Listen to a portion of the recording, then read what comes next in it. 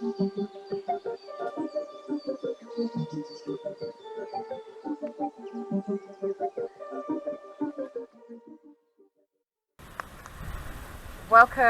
This is a super special edition because we are in person together, not through a screen, which is just absolutely amazing. We've had so much fun over the last few days, spending time talking about content, planning future episodes and other kind of secret projects which we will be releasing more about in the future. So yeah, we are now middle of series 2. And we really wanted just to take this time to have a conversation with each other, because we've had some amazing guests and we really have loved showcasing the work of some amazing practitioners. So ultimately we are both practitioners as well. So we wanted to kind of dip into some of our kind of story, but also highlight some questions that you've really kind of focused in on and been asking us about.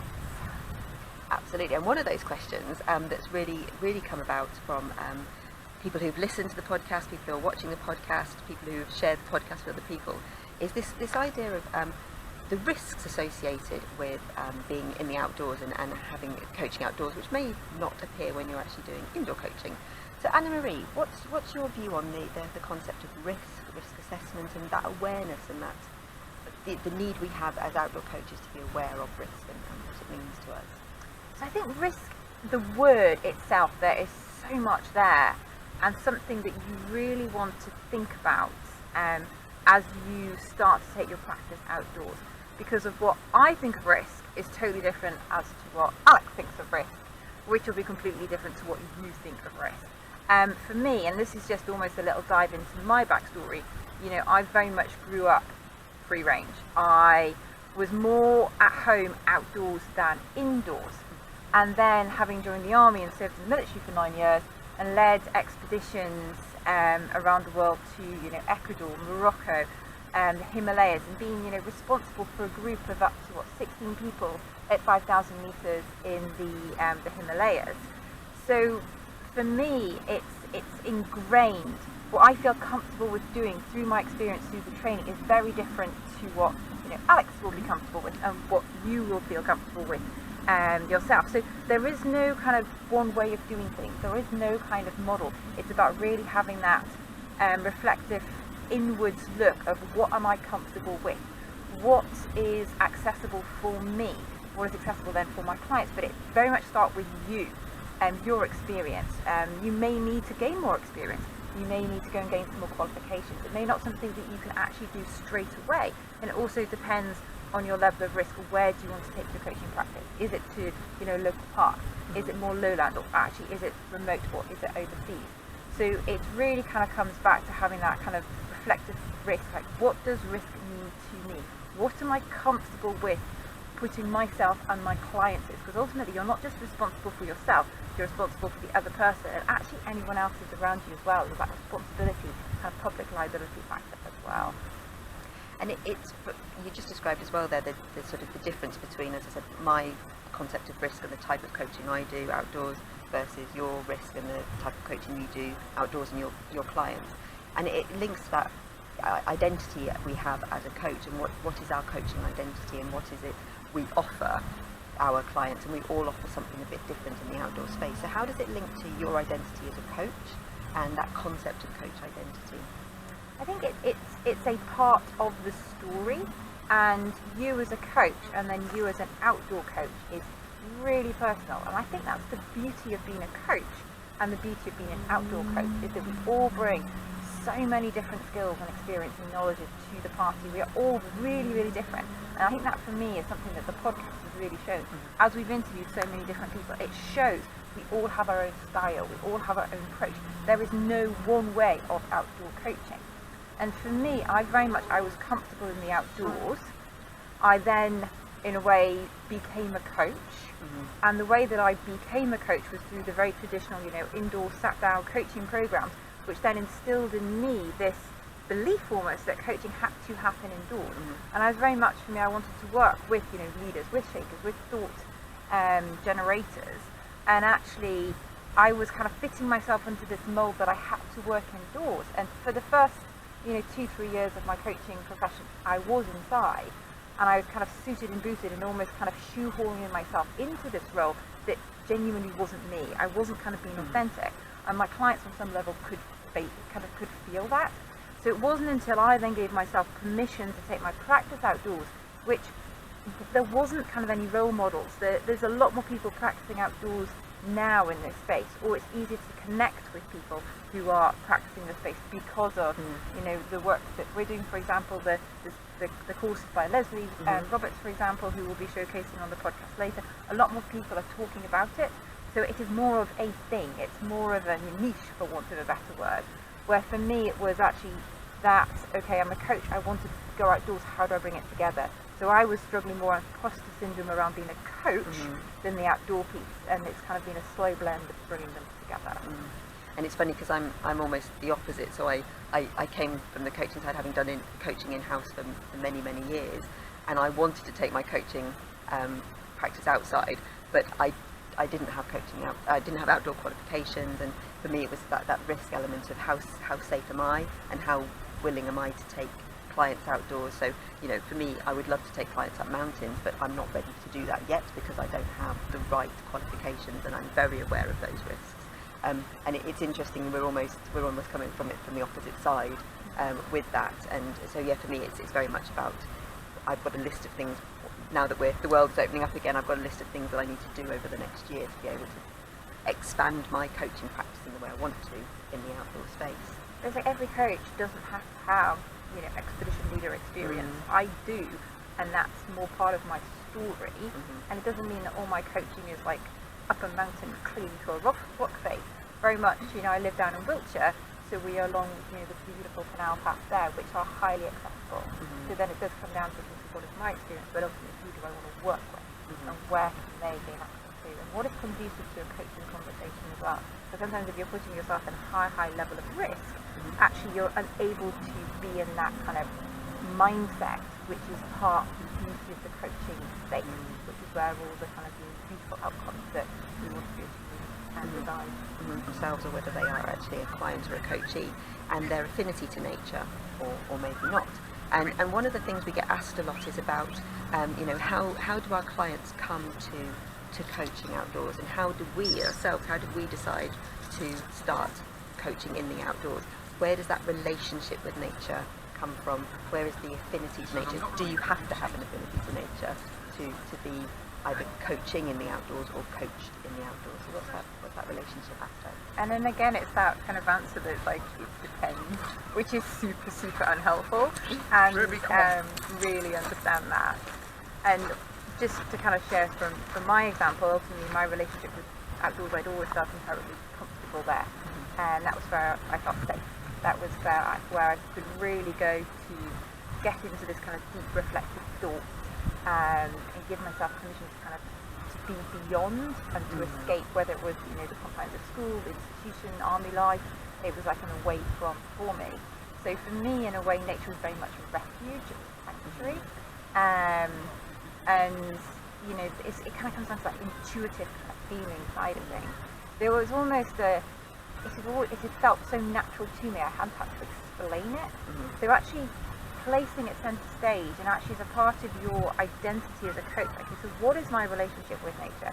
What is my relationship with the outdoors? What is my relationship with the landscape? How do I place myself within my surroundings?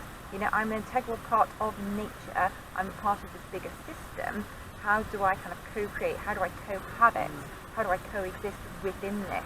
And I didn't have, when I was starting out on my coaching journey, I didn't have the conceptual framework to do this. I was very much this process pragmatic, grow A to B. And yes, there was still an element of that within my coaching, though it is very much got a lot more kind of complex and organic. And I think it's something that you can take away to really think about is, okay, so within the outdoor space, what is my relationship with nature? What is my relationship with the landscape? How do I place myself within space? And actually within my clients, how do they do it? Start the conversation at the beginning, have it as part of that onboarding process, for example. Otherwise, in a way, you're just kind of assuming or second guessing that they see nature and have the same relationship to it as you do, which is a massive generalization and often highly incorrect. And it's that early, that contracting phase where you're finding out, they might love nature, however they might be scared of water. So you might choose your routes to be out in lots, out and about, but avoid water, or they might be afraid of large farm animals, so you wouldn't necessarily track them across a field of cows. So it's, the love of nature isn't all encompassing. Different people love different parts of nature in different ways, and I think that's where you say, we know what our relationship is with nature, but we need to find out what our clients' relationship is with nature and where they're coming from, and where they ultimately want to go as well. And thinking about, you mentioned before about sort of different ways of using the outdoors, so we're going to change gear a little bit here and think about a bit more practically a type of outdoor coaching, which hasn't come up too much in the podcast that we've done so far, and it's that concept of networking and group coaching. And so Anna-Marie has done quite a bit of this in the past, and it was part of your business model before the world went a bit mad. So it'd be great to share with everybody what networking is, for those of you who might not have come across the concept, and how as a coach you built that into your practice, and what the benefits have been. So networking, a bit of a clever pun on networking and walking, and there are various different genres, types, flavours, approaches about.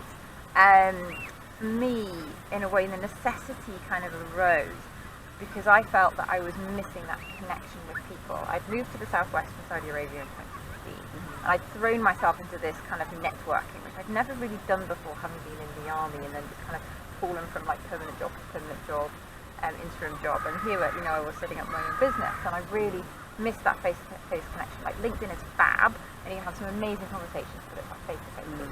And I was going to these networking events, which were, early morning breakfasts, late around alcohol, indoors, and it just was not my thing at all. Pretty much just would retreat, and as soon as it was like, okay, you need to do your 2-minute pitch, I'd just kind of curl up and die. So in my networking, I did meet a really, really lovely lady called Wafa, who's a Lebanese belly dancer and amazing chef. So we kind of total different opposite ends of the spectrums within our business world, but she loved being outdoors. So we both loved walking, like bouncing ideas around. So we really wanted to have this kind of event, but the conversation, rather than that real superficial, like, hi, how's your day? Isn't the weather great? So it was like, actually, how can we make this like a little bit more value add to business owners? How can we create a space that they are thinking about, their circumstances at the moment? What challenges are they facing? What can they actually do to improve their business? How can they move forward? How can they learn from each other? And how can they share ideas? And clearly, as a coach, I love questions. All about the questions.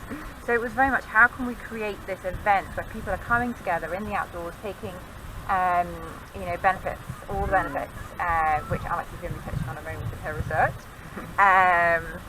And really kind of, pick a theme. So each network would have a theme, whether that was the social media maze, relationship building, benefits of outdoors, eat for your business, because it was very much a holistic approach, and we'd then break it down and offer questions, and it was very much a rolling, you'd partner up, you'd be given the questions to use as a framework. If you wanted to use it, fabulous. If you didn't, fabulous, have a conversation. So it was really organic, really fluid. But what we found, and we were running these for 3 years, was that we built up a really lovely community of people who would come together, a massive diversity of businesses as well, everything from architects to solicitors to healthcare workers to coaches to photographers, across the board, really, really interesting range. And clearly with networking, you never really know the connections that have been made, but you hear the stories afterwards. I kept in touch with so-and-so, and actually it was that question that really prompted. So it was more, this is how coaching can be used, and in a way it's micro-coaching, and how can you really use those questions. And it's not, we're not setting coaching agreements, we're not contracting, not doing all of that. This is just how can you use some of the fundamentals of coaching ultimately to support your business, because this is a business development tool as well. It's getting you renowned for organising the events and extending your network as well. So it's play with it. If it's something that you think will really help you establish yourself in your area, bring people together, go for it. The thing I will mention is, though, it is more group coaching than individuals. So again, it comes back to this concept of risk. How comfortable are you taking and being responsible, ultimately, a group of people outside? So there is a lot more logistics kind of behind the scenes thinking about that, making sure that the routes are planned, for example, making sure you've got your risk assessment, making sure that everyone, you know, is thoroughly briefed at the beginning. So there are lots and lots of layers, but it's just something that I really wanted to just touch on as something that's different to mix it up. And it's as you said, it's that element of it's great for the people that are coming there networking, so lots of business and networking, but it's also great as a coach setting up a business or expanding a business, because you're networking too and you're meeting new clients, potential new clients for the future, or businesses that you might be able to work with in the future as well. So it's got two wonderful benefits, as well as being in the outdoors and getting people moving. And again, the movement element will come into play when we talk about the research. There was one other thing that a number of people have messaged us about since we started doing the podcast. And it's, let me guess. Is it the N word? It's the N word. And we don't mean networking. We mean note-taking in the great outdoors, or just note-taking in general. So Anna Marie, in answer, so lots of people ask us, how do you take notes when you're coaching outdoors? So I'm going to flip the question around a bit and ask Anna Marie, why do you need to take notes? And if so, how would you do it in the great outdoors? Ooh, the why in there. Oh, that's always interesting. But yeah, why? Why do you? And why do I? And I don't.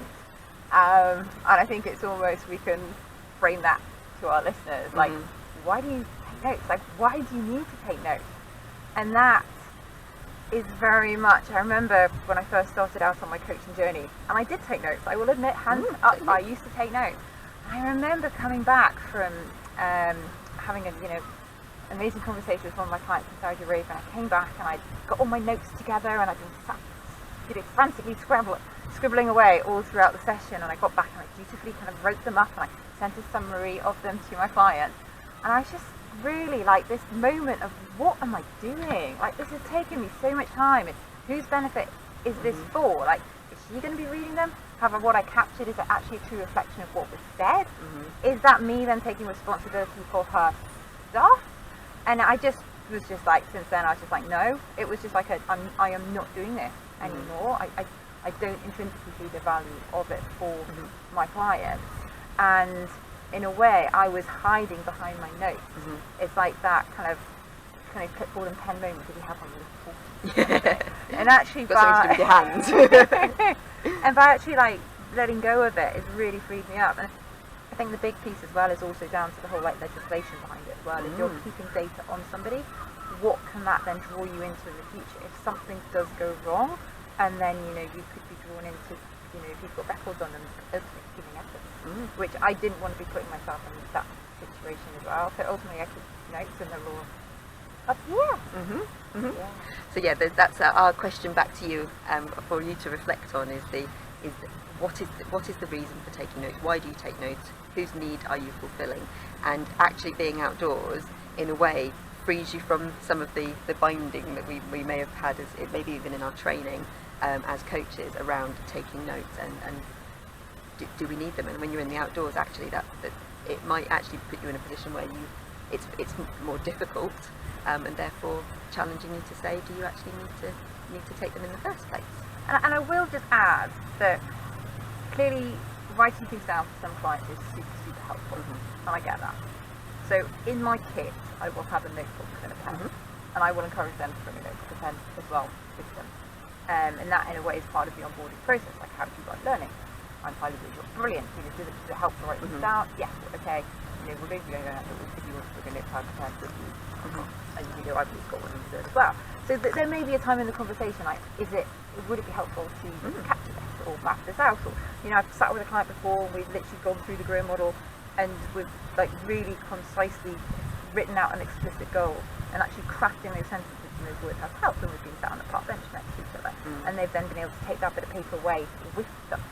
Yeah. So there is. I'm not saying there's ever no need for anything to be written down. Yeah, of course. It's the note-taking piece around it. It's as the coach, it's almost that therapeutic. You're sitting opposite somebody and they're telling you something, and you're making notes as you're going through. Is that coaching? Is that more therapy?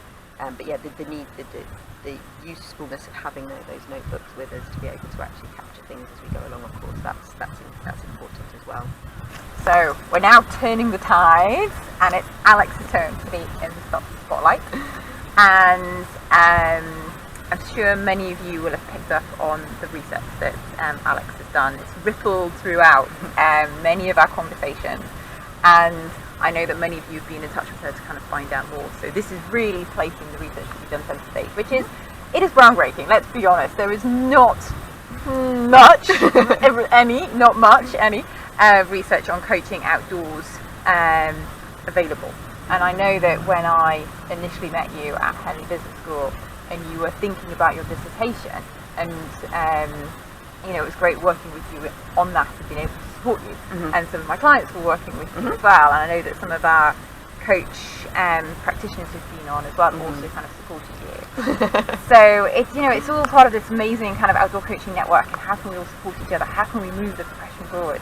But ultimately, Alex, take it away. The research. But no, as you said, when I started my masters, I specifically chose the one at Henley Business School because I could craft the dissertation in any way I wanted to, and I wanted specifically to do some research on outdoor coaching. As I said, I've been a coach in-house in the organisations I'd worked for and coached people for a long time, and quite often we'd walk and talk, so we'd go for a walk outside, and luckily enough, most of the businesses I've worked in the past have been in lovely locations where we could walk around outside, and that always stuck with me, that people wanted to go away, they wanted to move themselves away from their desk, they wanted to go outside. Why? So yeah, choosing the masters was for that reason, was so I could actually do some research into this and find out. I love research, my background is psychology, so I love finding out. I want to know. I've always got lots of questions in my mind. And as Anna Marie said, Jonathan Passmore, who was also my supervisor for my dissertation research, he organised one evening during the masters, and Anna Marie and a number of other people turned up and talked about their outdoor coaching practices, and I was just, along with everybody else in the audience, I was just like, I need to know more about this. So touched base with Anna Marie afterwards, and this is why we are here today.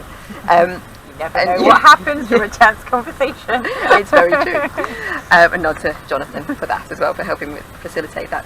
But yes, I wanted to look at it from the point of view of the coachee. What experiences did they have whilst they were outdoors, and what were the benefits of the outdoors? So it wasn't necessarily comparing outdoors and indoors, but it was looking at what is it specifically about the outdoors that helps to provide a benefit to the coachee, to the client, and the coaching outcomes. And as we said, doing research, I couldn't find, there was a small amount of research done on outdoor coaching, short qualitative research projects rather than sort of big quantitative ones. So there's not a lot of data out there. So looking into the other research that has been done out there into the benefits of nature, and then sort of transposing that onto, okay, how could this be beneficial, or this could be the reason why people coaching in the outdoors find such benefit from it. And one of the pieces of research is called attention restoration theory, and many of you have probably heard of it, or ART, which is a theory that was created by come up with by the Kaplans. Many papers, books, etc. over the years, right back from the 1980s, and it really focused on what were the changes in the body or in the brain that were happening when you're outdoors. And they focus on something called directed attention, which really, is something that's quite important from a coaching perspective, because it's all about the part of the brain that enables you to really focus on challenges, focus on problem solving, being creative. You need your directed attention to be able to do that in a really effective way. And obviously, our indoor lives and our stressful lives and our busy lives mean that our directed attention is being taken up and used and depleted very easily, which means it's harder for us to think differently, it's harder for us to be creative, it's harder for us to problem solve and all the things that we as coaches want to help our clients do. So it's very fascinating that the outdoor space actually enabled people to replenish and restore their directed attention. And the Kaplans in their attention restoration theory came up with 4 reasons why that might be. One of them being the sheer expanse of nature. So if you're being indoors, you're generally in a 4-walled room with a roof, maybe no windows, and you can't see far. Your vision, field of vision is narrowed, therefore your thought processes are narrowed. But if you're outdoors, you've got this expansive nature. I mean, you can see it behind us, you can see for miles, and it just gives this feeling of openness and this feeling of freedom and a sense of being part of it. The world is huge, and we are a part of nature and a part of it. They talked about that being something that really helps to restore their directed attention. Another element was simply being away. So it didn't even have to be very far. In their research, they discovered that it could just be a case of just leaving a four-walled room and going outside. It could be sitting on a bench, or it could be going for miles and miles, which is often why people want to go away on holiday. They want to get away. Holidays are often called getaways because people feel replenished and restored by physically removing themselves from the location that they spend their day-to-day life in, and obviously offices are one of those. So the aspect of physically being away from your location where you spend most of your time is very restorative as well. The third one is compatibility, and this is where we were talking earlier on about affinity to nature. So they found that people who had that affinity to nature and really liked being outdoors, the outdoors therefore was highly compatible for them and their way of thinking. And the compatibility element again helped to restore that directed attention, because you felt at home, you felt comfortable, you felt safe. All the things that Anna Marie was mentioning before, and I'm thinking this is just describing ART. It really is, and it's that element of just you almost relax. Your body is all the tension that you hold when you're maybe sitting at your desk. When you're outdoors, that compatibility with nature just really helps to relieve all that. And then the fourth element is something called soft fascination, and the idea being that directed attention is taken up by hard fascination. So it might be the television, it might be talking to somebody, it might be meetings, your laptop, Zoom. Zoom is a real drainer of directed attention for this reason. It's the hard fascination. You have to concentrate on it, or it takes your attention away from something else. So it might be something that pops up, or notifications on our phones, that sort of thing. Whereas when you're outdoors, it affords lots of soft fascination. So you can hear the birds, you can hear the wind in the trees, and it's in the background. It's comforting, it's there, but you're not necessarily attentive to it.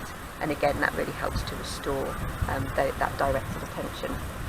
So the ART approach was really, it just struck so many chords with me personally about how I feel when I'm outdoors, and I was literally going through it thinking, yes, that's me, yes, that's me, yes, that's me. And then it was like, okay, how does that apply, or how could that potentially apply to the world of outdoor coaching? And the research I did therefore used it as a framework, and just conversations with the people who took part in the research, and just asking them what they found beneficial about being outdoors, what they enjoyed the most, any sort of critical moments they had during their coaching sessions, and it really started to link back to that ART. They were using those words like freedom, like being away, like getting away.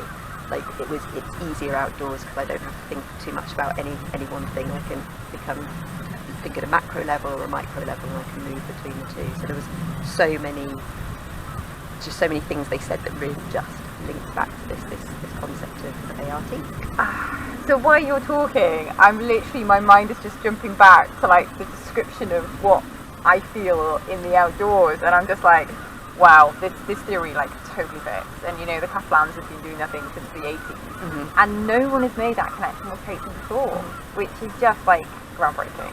So really intrigued as to, okay, so you've got this theory, okay, the academics love a good theory, and then it's all about, okay, so what, like how do you then apply it? Like what did you notice when you actually got into conversations with clients who were going through this coaching experience? Like what were the parallels, what was drawn, what came out? So the biggest thing I think with coaching is trying to help your client think differently. So they might be approaching a challenge in a different way, or gaining different perspective, or gaining different insight. And the key thing that came through was this ability the outdoors provided to help people to think differently. And obviously the people in the research weren't talking about directed attention or the Kaplan's research, but they were using a lot of the same similar words. So things like, they'd be outdoors and they'd feel this openness, they'd feel freedom, they would feel a connection to nature, and that connection to nature would be something that made them feel safe, made them open up their thought processes, so that it would almost take away the stress of what they were thinking about in the office, and just give them that ability to sort of park some of the things that might be taking over their processing parts of their brain, and therefore releasing those processing parts to process things differently. So one of the aspects was walking side by side, or being side by side with the coach, which obviously is not something that necessarily happens indoors. Quite often we're sitting opposite somebody, or we might be next to somebody, but it's that element mixed with movement as well. So walking alongside somebody, you're on the same journey. You're able to feel as you're together, and you're moving, but the expanse and the openness was still in front. So people describe, one of the research, one of the participants even described, when they think back about their coaching, they hear the voice of their coach, but they don't see them in their mind's eye, because they see what they, the horizon in front of them. So their coach is a voice in their head, because they were side by side, rather than being the thing that they focused on in front of them. And it takes away some of that element of judgment or eye contact, which can make some people feel quite uncomfortable. So it freed them up, and it gave them that ability to think differently, and to take in the world around them, and use some of that, see metaphors, or find some inspiration in the world around them. And then the movement element, because genetically speaking, we are designed to move. We are human beings, and we are genetically predisposed to movement. And it's good for our body, it's good for our brains, and obviously in the world of work we don't move as much, or anywhere near as much as we should. And a lot of the coaches that I spoke to actually said they came to outdoor coaching because they wanted to tick two boxes. They wanted a coaching session, but they also wanted to be able to walk or move outdoors. So it's that element of being away from their sedentary life, getting up and physically moving, doing some exercise, getting their 10,000 steps, or close to their 10,000 steps. And they found that physically freed them up as well, so physically freeing the body up, and not just the mind as well. And then the third element was the using the senses. So this links to the soft fascination element. And they talked to the participants talked a lot about five of the six senses. So not so much a sense of taste, but everything from touch, sound, sight, smell. They described critical moments in their coaching to me where they touched a rock or touched a tree bark, and it had been warm on one side or cold on the other, and that tactile nature of that element of the outdoors suddenly had a light bulb moment for them. Or they would see sunlight coming through clouds, and it had been like a very stormy day, and all of a sudden the clouds break, and there's an element of awe, and that sense of awe, and the visual cues there enabled them to suddenly have a moment of clarity and a realization moment. So there were so many themes that came through, lots of themes, but every one of them could be linked back to an element of ART and Kaplan's research. And there is actually a summary that I wrote, so you can actually read in more detail more of that content, because there were so many nuances in there, so much detail and so many connections. The approach, I used an approach called interpretive phenomenological analysis, IPA. Oh, can you say that again?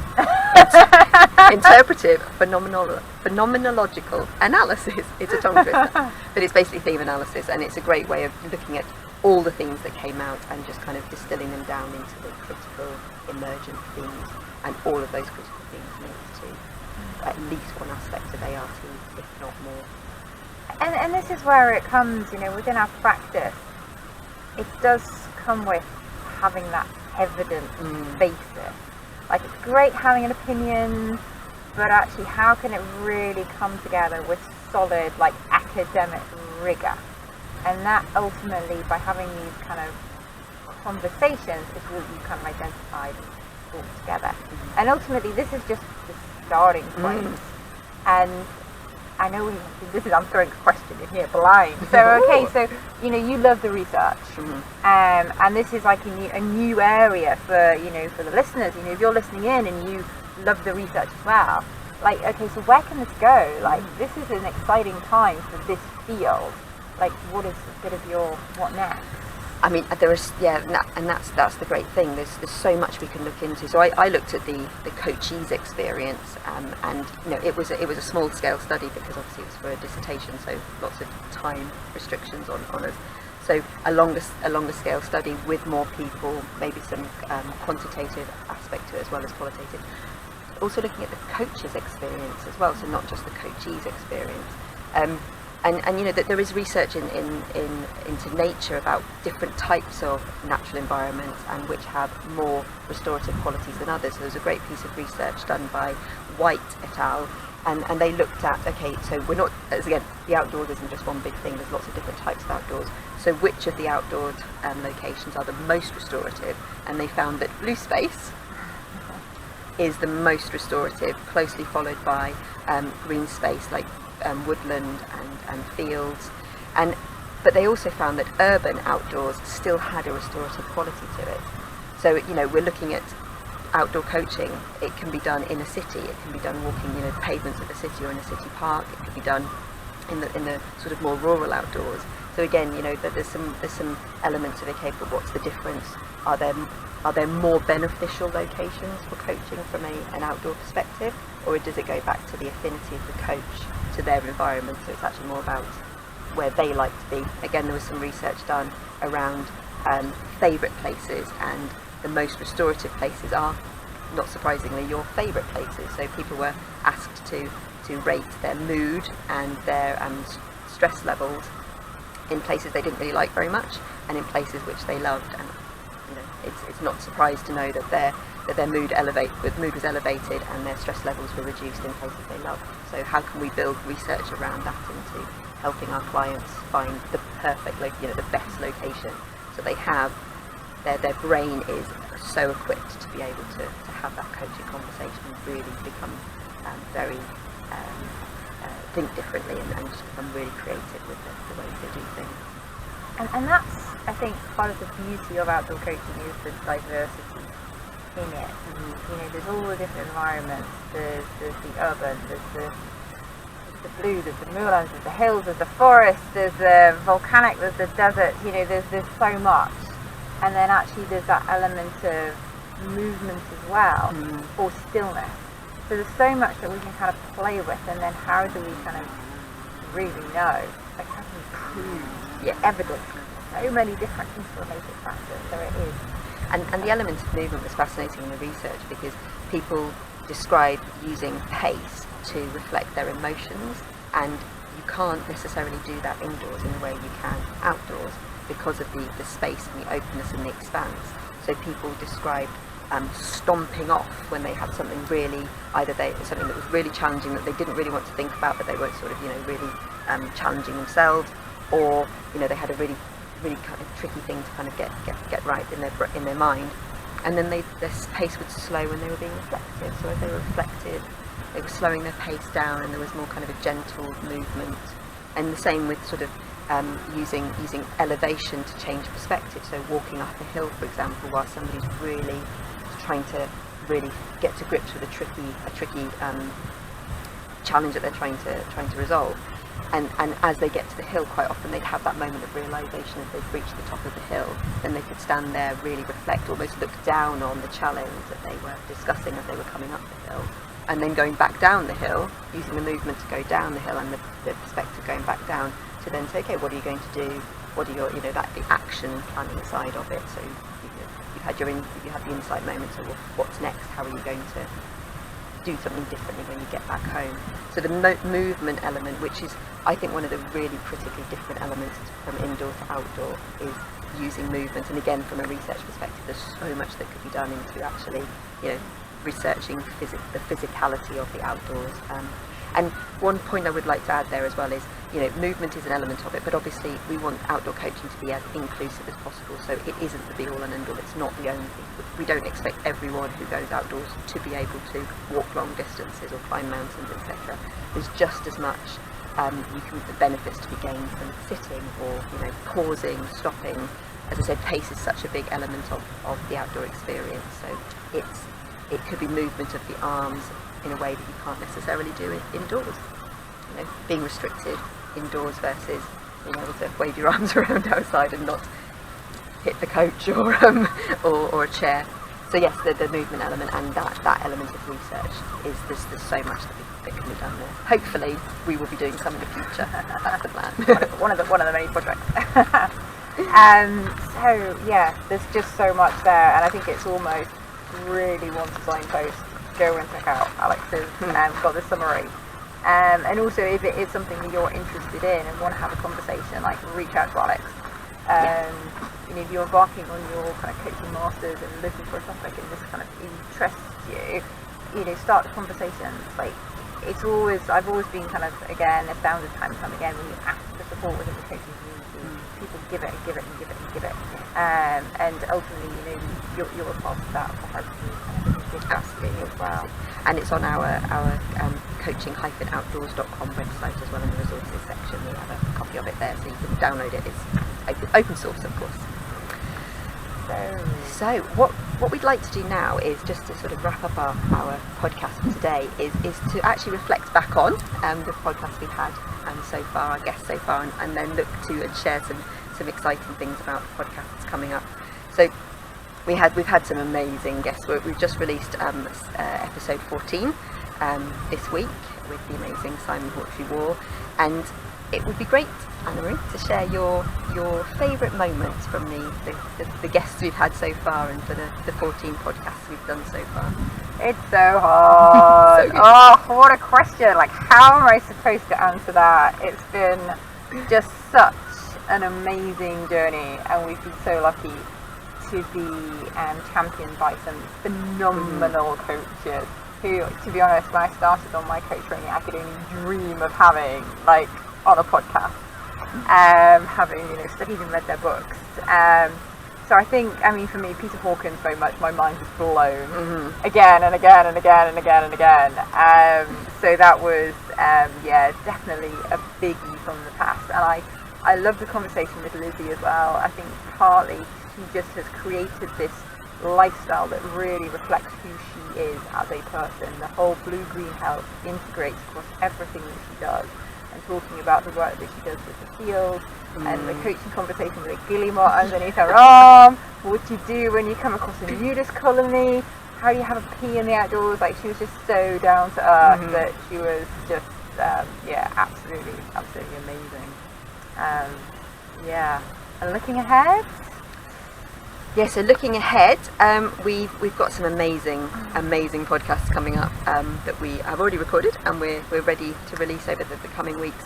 And for me, my most exciting ones to share with you, and I'm really looking forward to sharing with you, is a gentleman called James Canton, and he's actually not a coach, but he is a professor at a university, and he helps people to write creatively in the outdoors. And he's written an amazing book called The Oak Papers, all about his year spent with an ancient oak tree, an 800-year-old ancient oak tree, across seasons, and it just struck so many chords with both Anna-Marie and I. We both love trees, especially oak trees, and his descriptions of spending time and the animals, and I think we can, as coaches, we can just extrapolate so much from that about how we can help our clients have those kind of experiences with those kind of experiences with nature, and the profound realizations and the thought processes that he went through.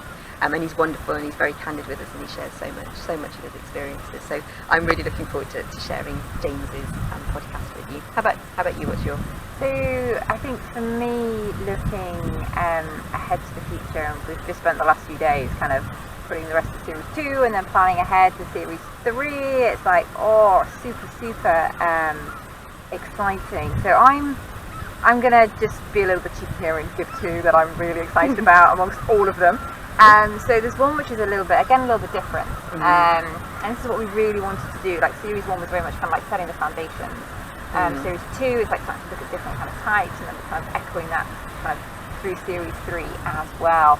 So what we've done is we've invited an amazing lady who's from America, who's spreading our wings, going global, called Jen Wills, and she's a kind of a new coach coming into this. So what we did, we had a conversation with her at the beginning of the year when she was very much kind of starting out on her practice, and then we've got another session booked in with her towards the back end of the year as well. So it's going to be like a lessons learned, what challenges has she faced as she's kind of set out on her journey, and just really kind of tease that apart, because for us, we've been practicing in the outdoor space for a few years now, and do appreciate that actually our lens on the world is very different to someone who's setting out. So we really wanted to kind of showcase their work. So we've got Jen coming up, And then we've also got another American lady called Christiana, and she very much got German roots. She is kind of coming from a different angle that we've not touched on yet, which is kind of going back to like our ancestral roots, really looking at indigenous practices and getting in touch with the landscape in a different way. And she integrates form of vision practice into her coaching work. And I just think that really moves us beyond our, Western capitalist, kind of almost rigid kind of style of thinking, and just opens things up into a much more expansive place. So I'm really excited about kind of seeing what she has to say, and then clearly it's ultimately, we're intrigued as to what you, kind of the listener, what are you interested in? And, tell us. We are really super receptive. We want to be knowing, like, what are your questions? What are the topics? Who do you want on the show? And, like, please get in touch. Drop us a line, either through the LinkedIn community or through our website, and let us know, and we'll do our utmost to get it all sorted for you. Absolutely. And that kind of, I think that draws us... No. Whoa. We're not stopping yet, Alex. You somehow managed to have avoided the question as to your favourite moment on our podcast so far. So it is very, very hard. It is very hard to pick our favourite moments. It's like picking your favourite child. Or favourite dog. Favourite dog in my case, which is just not possible. But there are two that really, and I'm going to pick two. There are two that really kind of always stick in my mind, and they really do. And it's about that kind of affinity. So one of them is Diana Tadoldi from Italy, background as a dance therapist, and her approach to the outdoors is very much around trees and somatic experiences, and but she's also got a lovely way of talking and a lovely way of engaging. For me, it was I engaged through the camera, and it's sad in a way because I actually wasn't part of the recording of that one because unfortunately I had some technical issues up here in Scotland, and it was during a storm. To be able to write our LinkedIn descriptors, it was amazing because I watched it as an audience member would, and it just really stuck with me. And again, those moments of, oh gosh, I hadn't thought about things like that, or moments of awe for me actually, just watching that. And the other one is Karen Liebengood, who was our first actual guest, and again just opening my mind to different ways of doing things, the mindfulness side of things. But Karen's voice, and it's just Karen's voice, it's like liquid honey. Liquid honey, music to the ears, and I could listen to Karen and just be so relaxed, and I guess that's where the mindfulness aspect comes in. So I highly recommend, if you'd love to listen to a really calming podcast that just makes you just really relax, but you're hearing and listening to what's being said. Karen's is absolutely wonderful. So, pulling it to a close for today, because we've got a date with a yogi in a kilt. At the mountain up there in a little dome aside. So thank you so much for taking time out of your day to join us overlooking this beautiful Loch Fyne. And please do, if you have enjoyed today, we would love to know, like, what bit specifically, like what piqued your interest, what do you want to know more about. And if you have found it interesting, and if you think that someone else who may find this content useful to them, we would love it if you would share. And if you're not a member of our LinkedIn community, please do. Coaching Outdoors podcast, super simple. And I'm sure you've already discovered the website, coaching-outdoors.com, but if you haven't, go check it out. There's 14 episodes up there, yeah. 15 now plus ours. With this one, yeah. And there is more to come. Remember that we release kind of every Tuesday bi-weekly with a teaser on the alternate week. So, yeah. And follow our YouTube channel. So if you'd like to watch your podcasts, we have a YouTube channel, so it'd be great if you could follow and subscribe to the YouTube channel. But we also always provide an audio, so you can listen to it through whatever audio channels and however your preference is. So follow the YouTube channel if you like to watch. But thank you so much again, and thank you to all of our guests that have been on so far, the guests to come that we've already recorded, and the guests to come in Series 3 who will be receiving an invitation in their emails in the not too distant future. And Series 4. And Series 5. And Series 6. And world domination. Thank you very much.